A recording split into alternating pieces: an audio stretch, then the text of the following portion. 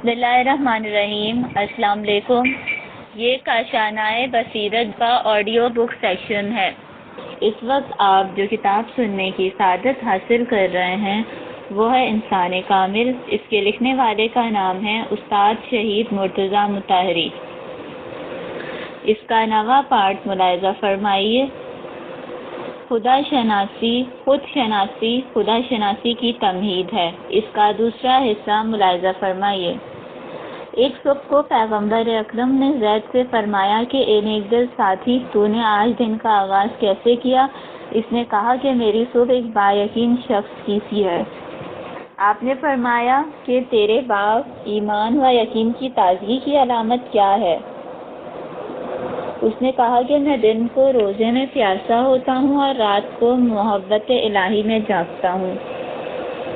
اب فرمائیے کہ اپنا مشاہدہ بیان کر دوں یا چھپ رہوں؟ حضور اکرم صلی اللہ علیہ وآلہ وسلم نے اس کے منہ پر ہاتھ رکھ دیا، یعنی فرمایا کہ بس خاموش۔ پھر رسول اکرم صلی اللہ علیہ وآلہ وسلم نے فرمایا، اے جوان، تمہاری خواہش کیا ہے؟ تم کیا آرزو رکھتے ہو؟ اس نے عرض کیا، یا رسول اللہ، شہادت، خدا کی راہ میں شہادت۔ یہ تھی اس کی عبادت اور یہ تھی اس کی آرزو۔ وہ تھی اس کی راتیں اور یہ تھے اس کے دن اور اس کی آرزو۔ ہاں، اسلام پر ایمان لانے والا ایسا ہوتا ہے اور اسلام کا انسان ایسا ہوتا ہے۔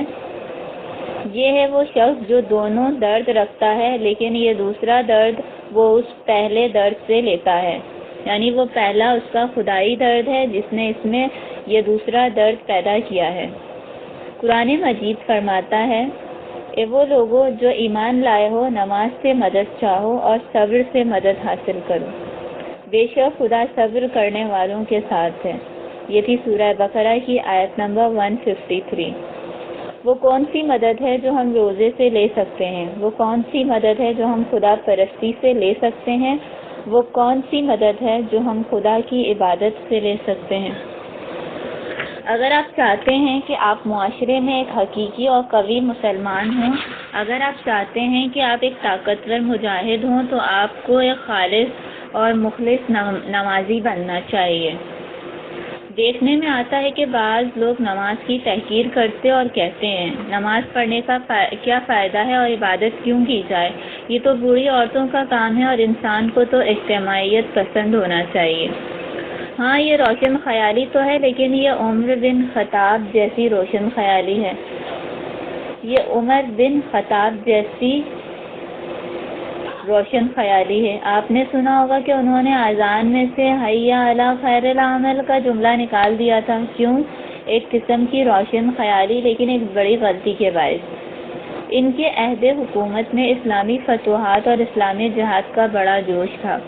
مسلمانوں کے لشکر پر لشکر دشمن سے لڑنے کے لیے جاتے تھے۔ وہ تعداد میں کم ہونے کے باوجود بھی اپنے سے طاقتور دشمن کو شکست دیتے تھے۔ اس وقت یہ مسلمان جو دو عظیم سلطنتوں سے لڑ رہے تھے، ان کی تعداد 50 یا 60 ہزار سے زیادہ نہ تھی، جبکہ یہ سلطنتیں کئی لاکھ سپاہیوں کو لے کر جنگ کے لیے آتی تھیں، لیکن مسلمان انہیں نیچا دکھا دیتے تھے۔ روم کئی لاکھ سپاہی لے کر ان سے لڑنے آیا، ایران بھی کئی لاکھ سپاہی لے کر ان سے لڑنے آیا، جبکہ یہ 1 لاکھ سے بھی کم ہوتے ہوئے دونوں محاذوں پر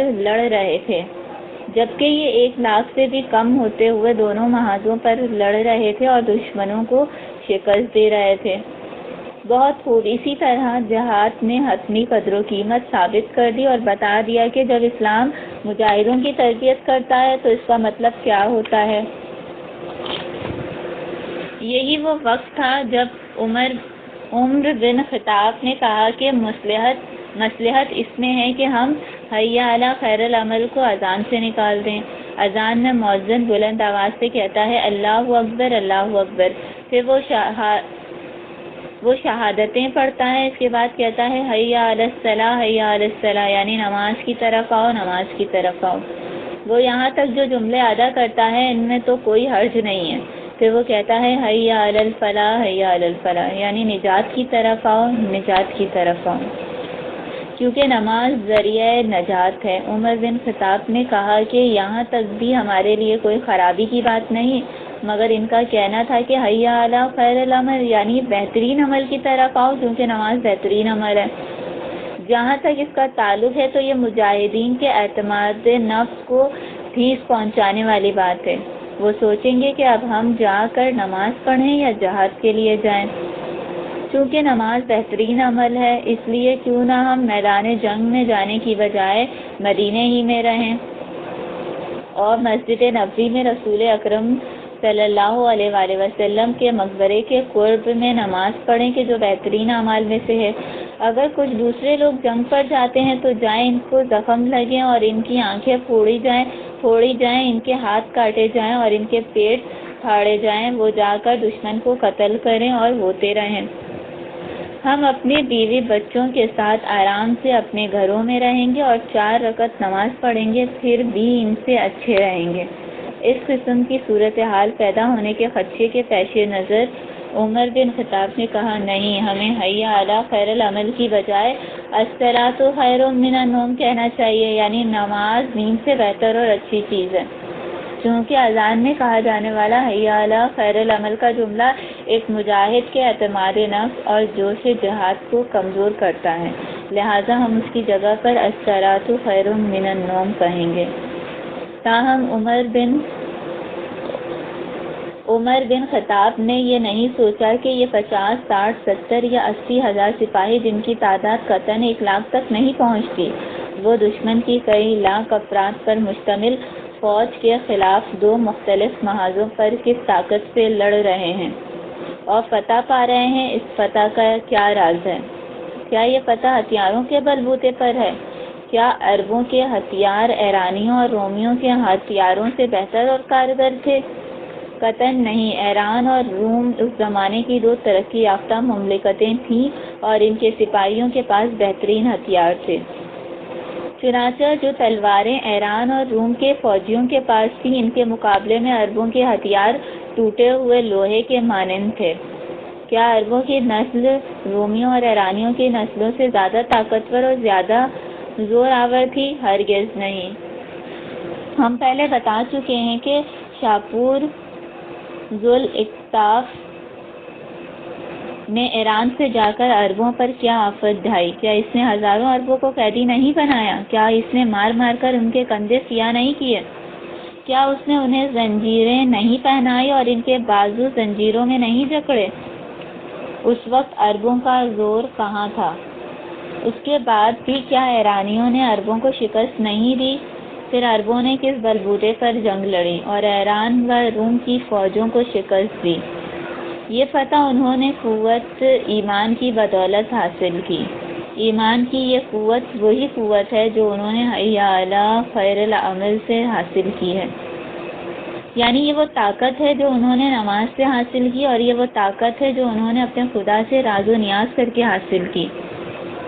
قرآن مجید کی تعبیر کے مطابق جب انسان رات کو خدا کی بارگاہ میں کھڑا ہوتا ہے، راز و نیاز کرتا ہے اور اس کے حضور گڑ گڑاتا ہے تو وہ اپنے خدا سے طاقت حاصل کرتا ہے۔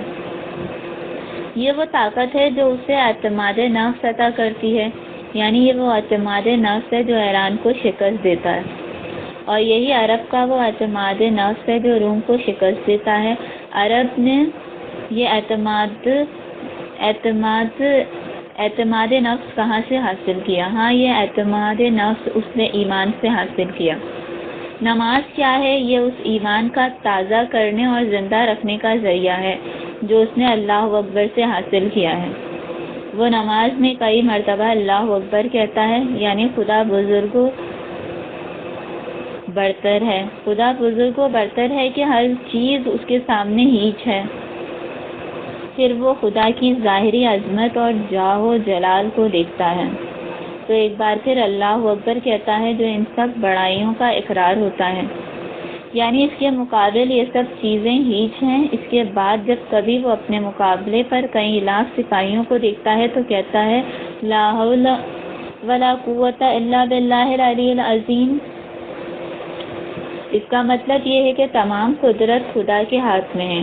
خدا پر تکیہ رکھو، خدا پر بھروسہ کرو، خدا سے طاقت حاصل کرو اور اسی سے مدد مانگو کہ وہی سب سے بڑا ہے۔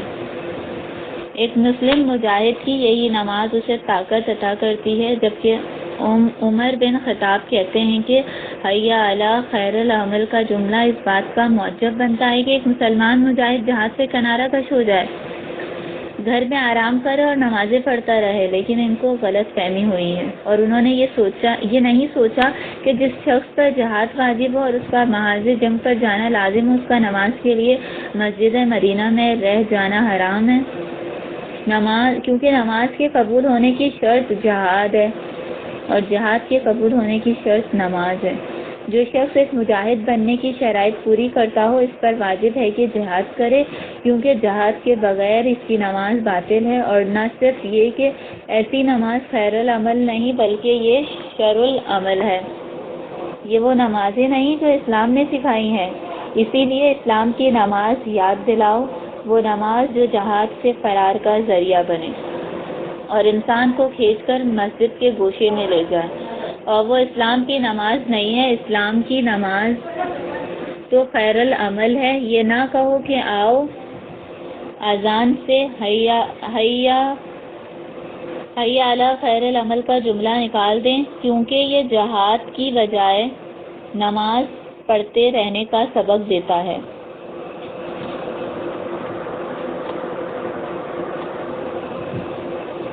اے وہ شخص جو یہ باتیں کہہ رہا ہے تو اس غلط فہمی کو اپنے دماغ سے نکال دے اور جان لے کہ اسلام کی منطق اور اسلامی قدروں کے نظام میں سب سے بڑی قدر عبادت ہے، لیکن وہ صحیح اسلامی عبادت ہونی چاہیے، یعنی وہ ان شرائط کے ساتھ ہو جو قرآنی معیار کے مطابق ہو۔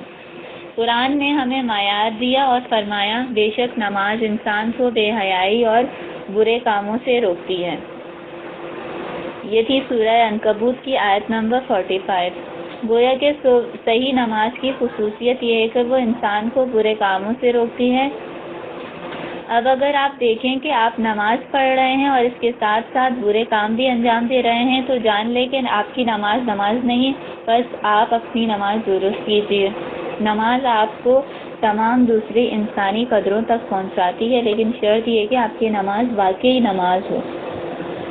ہمیں تمام اصول اور تمام سبق امام علی علیہ السلام سے سیکھنے چاہیے، جیسا کہ ہم نے پہلے کہا ہے کہ علی علیہ السلام تمام اسلامی قدروں کا مجموعہ ہے۔ نہج البلاغہ جو ان کا کلام ہے وہ ایک ایسا کلام ہے کہ آپ جس مقام کو بھی دیکھیں وہاں ایک نئی منطق ملاحظہ کریں گے اور ایک مختلف شخصیت کو بولتے ہوئے پائیں گے۔ امام علی علیہ السلام ہر جگہ ایک الگ شخصیت رکھتے ہیں، یعنی وہ ایک ایسی شخصیت ہیں جس میں تمام انسانی قدریں یکجا ہو گئی ہیں۔ ایک جگہ آپ دیکھتے ہیں کہ امام علی علیہ السلام کی منطق رزمیہ ہے اور آپ خیال کرتے ہیں کہ انہوں نے ساری زندگی اسی میدان میں کام کیا۔ اس میں ایک ایسی روح ہے جو جنگی ولولے سے پر ہے۔ ایک اور مقام پر ہم ان کو ایک ایسا عارف پاتے ہیں کہ انہیں عاشقانہ راز و نیاز کے علاوہ کچھ سوچتا ہی نہیں۔ آج 21 رمضان کی رات ہے، لہٰذا میں نہج البلاغہ سے 2 مختصر سی عبارتیں آپ کو پڑھ کر سناتا ہوں۔ اگرچہ نہج البلاغہ میں اس موضوع پر اور بھی بہت سی باتیں موجود ہیں، لیکن وقت کم ہے، تاہم میں یہ عبارتیں آپ کو اسلام کی منطق سے واقفیت دلانے کی خاطر نقل کر رہا ہوں۔ صفین میں امیر المومنین علیہ السلام کی معاویہ سے پہلی مرتبہ مٹبھیڑ ہو رہی ہے۔ معاویہ کے لشکری اس طرف سے آتے ہیں اور آپ کے لشکری اس طرف سے جاتے ہیں۔ پھر وہ ایک مقام پر جو دریائے فرات کے کنارے واقع تھا ایک دوسرے کے نزدیک ہو جاتے ہیں۔ معاویہ اپنے ساتھیوں کو حکم دیتا ہے کہ وہ پیش قدمی کریں اور اس سے پیشتر کہ علی علیہ السلام اور ان کے ساتھی وہاں پہنچے پانی ان پر بند کر دیں۔ وہ لوگ گھاٹ پر قابض ہو کر خوش ہوتے اور کہتے ہیں کہ ایک وسیلے پر تو ہم نے قبضہ کر لیا ہے، جب علی اور ان کے لشکری آئیں گے اور انہیں پانی نہیں ملے گا تو وہ مجبوراً یہاں سے بھاگ کھڑے ہوں گے، پھر اور بھی بہترین وسیلے ہمارے ہاتھ آئیں گے۔ تب امام علی علیہ السلام نے اپنے لشکریوں سے فرمایا کہ ہمیں پہلے ان لوگوں سے بات چیت کر لینی چاہیے، شاید اس طرح ہم اس مشکل کو حل کر سکتے ہیں، کیونکہ جو جو گرا ہاتھوں سے کھل جائے اسے دانتوں سے نہیں کھولنا چاہیے۔ اس لیے جہاں تک ممکن ہو تم کوئی ایسا کام نہ کرو کہ مسلمانوں کے دو گروہوں کے درمیان جنگ اور خون ریزی شروع ہو جائے۔ چنانچہ آپ نے معاویہ کو پیغام بھیجا، ابھی ہم اس مقام پر پہنچے بھی نہیں اور تم نے پانی بند کر دیا۔ معاویہ نے جنگی مشاورتی کونسل تشکیل دی اور اپنے سرداروں سے رائے طلب کی کہ تم کیا مناسب سمجھتے ہو، ہم ان کے لیے پانی کھول دیں یا نہیں۔ ان جنگی مشیروں میں سے بعض نے کہا پانی کھول دیجیے اور بعض نے کہا نہ کھولیے۔ چنانچہ عمرو عاص نے کہا کہ علی علیہ السلام کے لیے پانی کھول دیجیے اور ورنہ وہ بزور حاصل کر لیں گے اور آپ کی بے عزتی ہوگی۔ دوسروں نے کہا نہیں، ہم نہیں بھولیں گے اور وہ ہم سے لے بھی نہیں سکتے۔ چنانچہ پانی نہ کھولا گیا اور یوں امیر المومنین علیہ السلام پر جنگ مسلط کر دی گئی۔ آپ دیکھتے ہیں کہ اس وقت علی آ کر کھڑے ہوئے اور اپنے لشکر کے سامنے ایک رزمیہ تقریر کرنے لگے۔ اس تقریر کا اثر 1000 ڈھولوں، 1000 باجوں، 1000 نغموں اور 1000 فوجی مورچوں سے زیادہ تھا۔ آپ نے بآواز بلند فرمایا، اے لوگوں، معاویہ نے گمراہوں کے ایک ٹولے کو اپنے گرد جمع کر لیا ہے اور انہوں نے تم پر پانی بند کر دیا ہے۔ کیا تم جانتے ہو کہ انہوں نے کیا کیا ہے؟ انہوں نے تم پر پانی بند کر دیا ہے۔ لوگوں، کیا تم جانتے ہو کہ تمہیں کیا کرنا چاہیے؟ تمہیں 2 راستوں میں سے ایک کا انتخاب کرنا چاہیے۔ وہ تم سے جنگ کے لقمے طلب کرتے ہیں، اب یا تو تم ذلت اور اپنے مقام کی پستی اور حقارت پر سر تسلیم خم کر دو، یا اپنی تلواروں کی پیاس خون سے بجھا کر اپنی پیاس پانی سے بجھاؤ۔ میرے ساتھیوں، کیا تم پیاسے ہو؟ کیا تم میرے پاس اس لیے آئے ہو کہ تمہارے پاس پانی نہیں اور تم پیاسے ہو اور پانی چاہتے ہو؟ تمہیں چاہیے کہ پہلے اپنی تلواریں ان پلیدوں کے خون سے سیراب کرو تاکہ پھر تم خود پانی سے سیراب ہو جاؤ۔ بعد میں آپ نے ایک جملہ فرمایا جس نے سب میں جوش و خروش پیدا کر دیا۔ امام علی علیہ السلام نے رزمیوں اور عسکری نگاہ سے موت اور زندگی کی تعریف کرتے ہوئے فرمایا، اے لوگوں، زندگی کے کیا معنی ہیں اور موت سے کیا مراد ہے؟ کیا زندگی کے معنی زمین پر چلنے، کھانے پینے اور سونے کے ہیں؟ کیا موت سے مراد زمین میں دفن ہو جانا ہے؟ نہیں، تمہارا ان سے دب جانا جیتے جی موت ہے اور غالب آ کر مرنا جینے کے برابر ہے۔ نہ یہ زندگی ہے اور نہ وہ موت ہے۔ زندگی یہ ہے کہ مر جاؤ اور فتح مند رہو، اور مرنا یہ ہے کہ زندہ رہو لیکن دوسرے کے محکوم اور مغلوب ہو کر جیو۔ ملاحظہ فرمائیے یہ جملہ کس قدر رزمیہ ہے اور کتنا بلند ہے۔ اس جملے نے 100 فوجی مورچوں سے زیادہ اثر کیا۔ اب جتنی جلد ہو سکے امام علی علیہ السلام کے لشکر کی اگلی طرف پر نظر رکھنی چاہیے۔ دیکھیے کہ آپ کے لشکر نے معاویہ کے لشکر کو کئی کلومیٹر دور تک دوسری جانب دھکیل دیا اور گھاٹ ان کے قبضے میں آ گیا ہے۔ انہوں نے بڑھ کر پانی روک لیا اور معاویہ پانی سے محروم ہو کر رہ گیا۔ تب اس نے ایک خط بھیجا جس میں پانی کھول دینے کی درخواست کی گئی تھی۔ علی علیہ السلام کے اصحاب نے کہا یہ ناممکن ہے کہ ہم ان کے لیے پانی کھول دیں، کیونکہ اس کی تحریک خود معاویہ نے کی اور کہا کہ ہم تمہیں پانی نہیں لینے دیں گے۔ لیکن امیر المومنین علیہ السلام نے فرمایا ہم یہ کام ہرگز نہیں کریں گے، کیونکہ یہ ایک بزدلانہ فعل ہے۔ میں میدان جنگ میں دشمن کا سامنا کرتا ہوں، لیکن ایسی بندشوں کے ذریعے ہرگز فتح نہیں چاہتا۔ ایسی غیر انسانی باتوں کے ذریعے فتح پانا میرے شایان شان نہیں اور نہ ایک معزز اور محترم مسلمان کے شایان شان ہے۔ اسے کہتے ہیں مروت اور مردانگی، لیکن مروت شجاعت سے بلند تر ہے، جیسا کہ مولوی مانوی نے امام علی علیہ السلام کو مخاطب کر کے یہ شعر کہا ہے جو آپ کے بارے میں ان کے بہترین اشعار میں سے ہے۔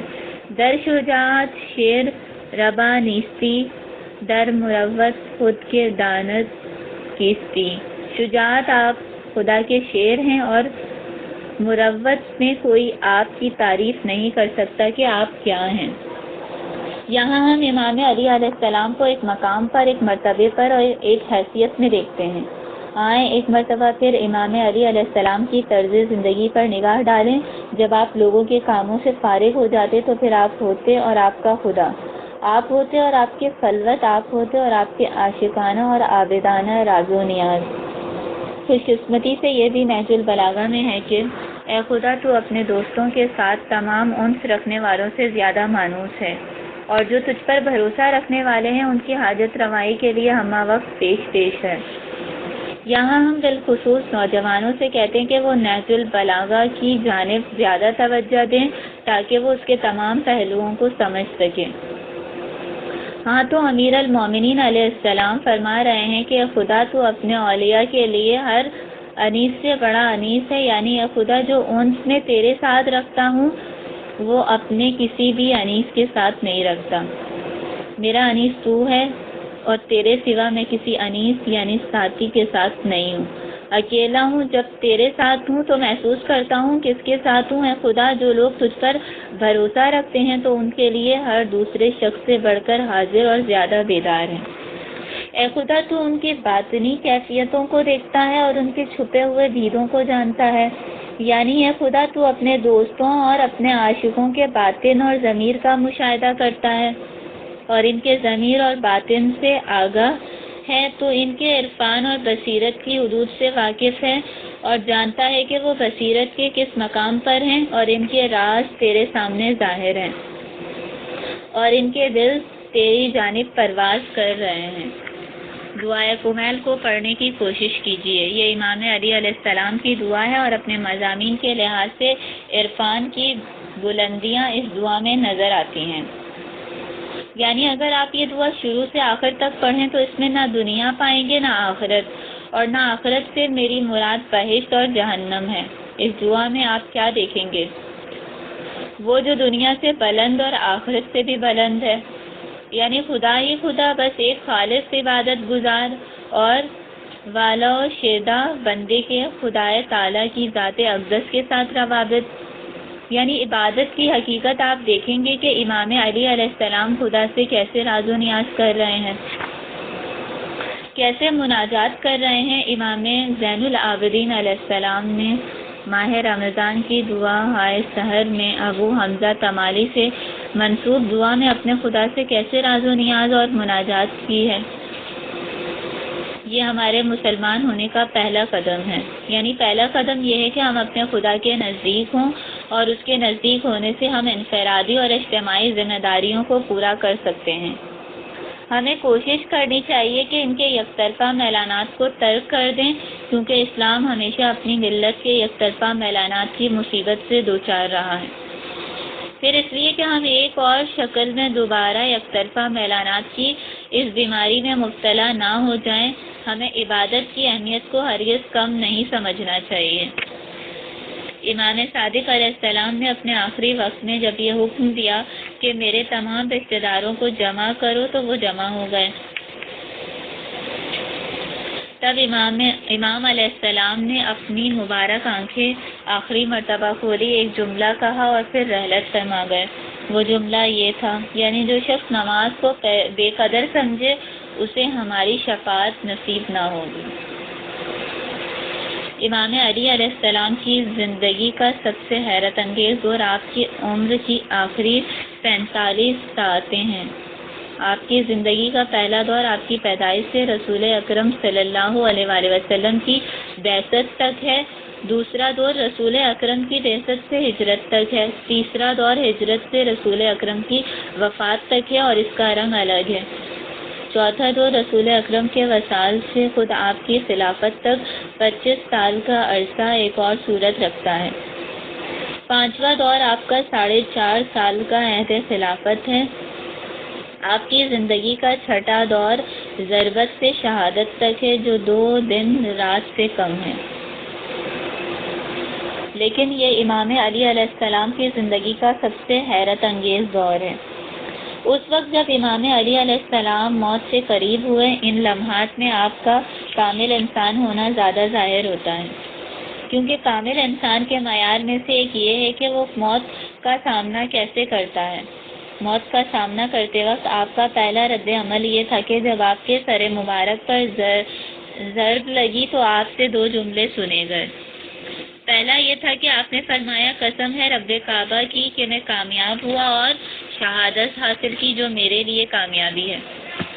دوسرا جملہ یہ تھا اس آدمی کو پکڑ لو۔ امام علی علیہ السلام کو لا کر بستر پر لٹایا گیا۔ ایک طبیب جس کا نام اسید بن عمرو تھا، اس نے عرب اور جندی شاپور میں بھی تعلیم پائی تھی اور کوفہ میں رہتا تھا۔ اس کو امیر المومنین علیہ السلام کے زخم کا معائنہ کرنے کے لیے بلایا گیا۔ اس نے اس وقت دستیاب وسائل کے ذریعے معائنہ کیا اور سمجھ گیا کہ زہر امام علیہ السلام کے خون میں سرایت کر گیا ہے۔ چنانچہ اس نے نا امیدی ظاہر کی اور عرض کیا یا امیر المومنین، اگر آپ نے کوئی وصیت کرنی ہو تو کر لیں۔ جب بی بی ام کلثوم اس ازدی اور عبدی لعین ابن ملجم کے پاس سے گزری تو انہوں نے اسے سست کہتے ہوئے فرمایا اے ملعون، میرے باپ نے تیرے ساتھ کوئی برا سلوک کیا تھا کہ تو نے یہ کام کیا؟ پھر کہنے لگی مجھے امید ہے کہ میرے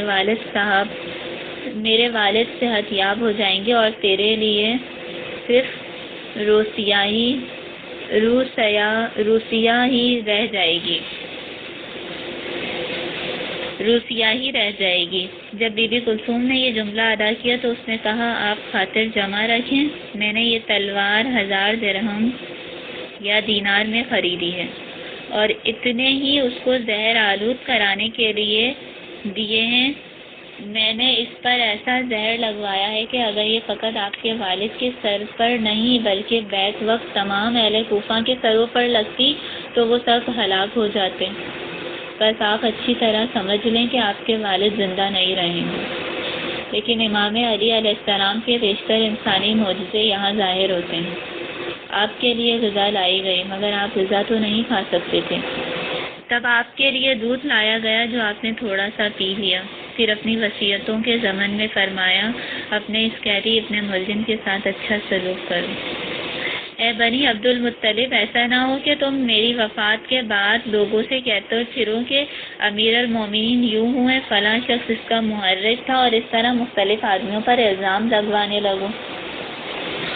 میں نہیں چاہتا کہ تم ایسی باتیں کرو۔ میرا قاتل ایک ہی شخص ہے۔ آپ نے امام حسن علیہ السلام سے فرمایا میرے بیٹے حسن، اس ابن ملجم نے تمہارے باپ کو ایک سے زیادہ ضرب نہیں لگائی، اس نے 2 ضربیں نہیں لگائی۔ میرے بعد تمہیں خود اختیار ہے کہ اگر تم اسے آزاد کرنا چاہو تو آزاد کر لو، اور اگر قصاص لینا چاہو تو یاد رکھو کہ اس نے تمہارے باپ کو ایک ضرب لگائی ہے۔ تم بھی اسے فقط ایک ضرب لگانا اور وہ اس ضرب سے مارا جائے اور نہ مارا جائے تو خیر۔ پھر آپ نے اپنے اس قاتل کے بارے میں بھی پوچھ لیا کہ آیا اسے کھانا پانی دیا گیا ہے یا نہیں۔ اپنے دشمن سے بھی آپ کا سلوک ایسا تھا۔ مولوی مانوی نے کہا ہے در شجاعت شیر ربا نیستی، در مروت خود کے وانت کیستی۔ بہادری میں تو آپ کا لقب شیر خدا ہے، رحم دلی میں کوئی آپ کی تعریف نہیں کر سکتا۔ یہ امام علی علیہ السلام کی مردانگی اور انسانیت کا نمونہ ہے۔ بس بستر میں لیٹے ہیں اور جوں وقت گزر رہا ہے آپ کی حالت خطرناک ہوتی جا رہی ہے۔ زہر آپ کے مقدس بدن پر اور زیادہ اثر کر رہا ہے۔ اصحاب آتے ہیں، وہ پریشان ہیں، وہ روتے ہیں اور فریاد کرتے ہیں، لیکن وہ دیکھتے ہیں کہ علی کے ہونٹوں پر مسکراہٹ اور شگفتگی ہے۔ آپ فرما رہے ہیں خدا کی قسم یہ موت کا ناگہانی حادثہ ایسا نہیں ہے کہ میں اسے ناپسند کرتا ہوں، اور نہ یہ ایسا سانحہ ہے کہ میں اسے برا جانتا ہوں۔